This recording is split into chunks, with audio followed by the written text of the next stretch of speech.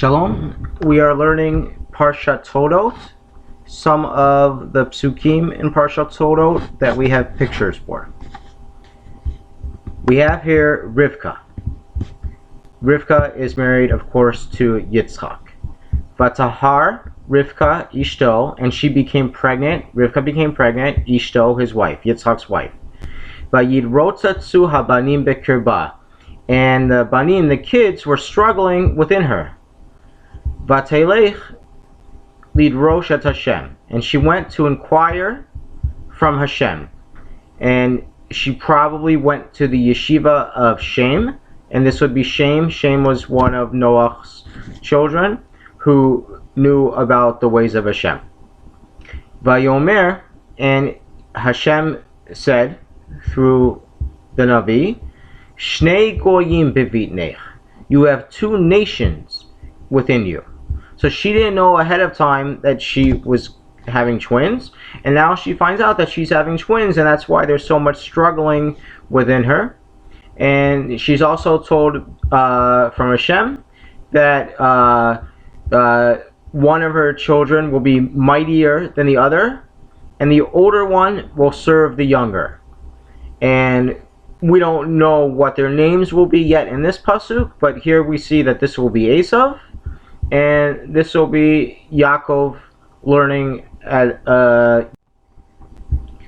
So in our next slide we have Vayigdalu, and they grew, Hane'arim, the young men, Vahi Esav, and it was that Esav, Ish Yodeat Sayid, was a man who knew about hunting. So there's Esav, and he knows about hunting. Ish Sadeh, a man of the field. V'Yaakov, there's Yaakov. Ish Tam was a simple, more complete person.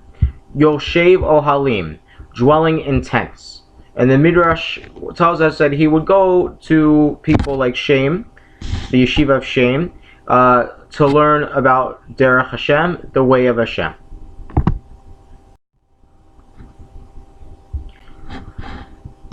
So here we have Esav, and here we have Yaakov. Vayimkor, and he sold et bechorato leYaakov. Esav sold his rights as a firstborn to Yaakov. Esav had come into Yaakov's tent, and Yaakov had this this Adom stew, lentil stew, that was being cooked, and Esav said to him, please, give me some of that red stuff. And that's why his name became, the nation that comes from Esav is known as Edom, for Adom, red. And Yaakov said, oh, I'll give you some, but you need to sell me your bichorah, your rights as a firstborn. And the rights of a firstborn include inheriting more from their father, but there's also some spiritual closeness to Hashem involved in getting the rights of the Bechorah, getting the rights of the firstborn. And Yaakov knew that Esav, his brother, really wasn't spiritually fit to be the spiritual leader that takes over after Yitzchak. So the Yaakov natan le'Esav, and Yaakov gave to Esav lechem, bread, unizid adashim, and some of the lentil stew. And the Torah tells us, Vayivez, and he disgraced, Vayivez Esav, and Esav disgraced et habechorah, the rights of the firstborn.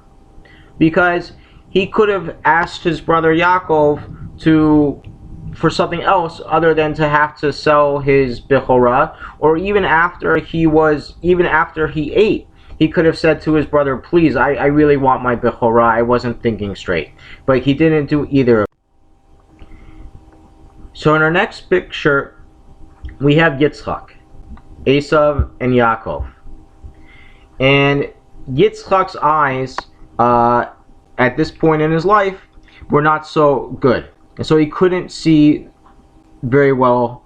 And the Midrash gives three explanations why Yitzchak couldn't see so well. So one Midrash says it's because that when at Akedat Yitzchak, that even the angels were crying, and some of the angels' tears got into Yitzchak's eyes, and because of that, his eyes started to dim. Another midrash says because Esav had married some women who were not very good women, and they burned incense to their avodah zarah, to their idolatry. So Yitzchak's eyes had become damaged from that.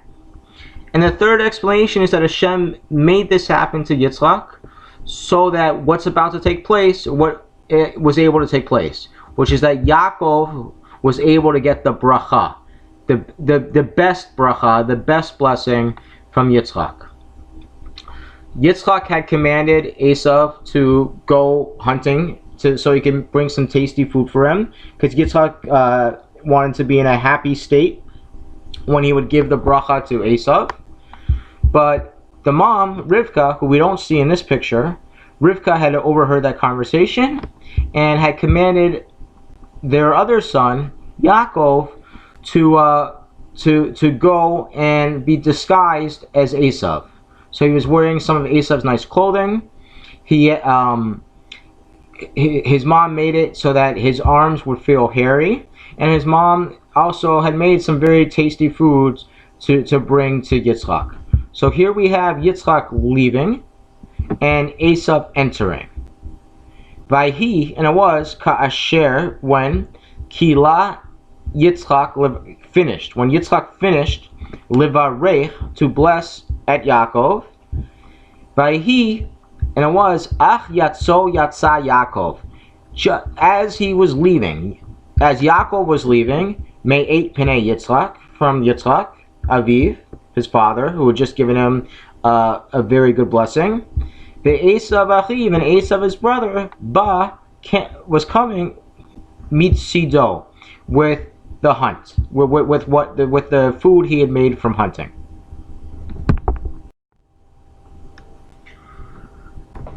So here in our final picture, Yaakov had already bought the Bichorah, the firstborn rights from Esav. He had already, by being told from his mom what to do, from being told by Rivka what to do, had already managed to get the best blessing from his father Yitzchak. So Esav was very upset, and his mom knew that Esav wanted to kill Yaakov, that Esav was going to wait for his father Yitzchak to die, and then after the mourning period would be over, then Esav would kill Yaakov. And his mom knew that's what Esav was thinking. So his mom had a plan. Rivka had told Yitzchak, I don't want Yaakov to marry women from around here because they practice avodah zarah, and they don't come from a good culture. She said, let's have our son Yaakov go to my brother's house in Haran, also known as Padan Aram, and he'll find someone there to marry. So Yitzchak liked that idea, and Yitzchak is commanding Yaakov to go to the house of Lavan, which is Rivka's brother's house, to Padan Aram, and to find a wife there. And this way, Yaakov will be safe from Yitzchak.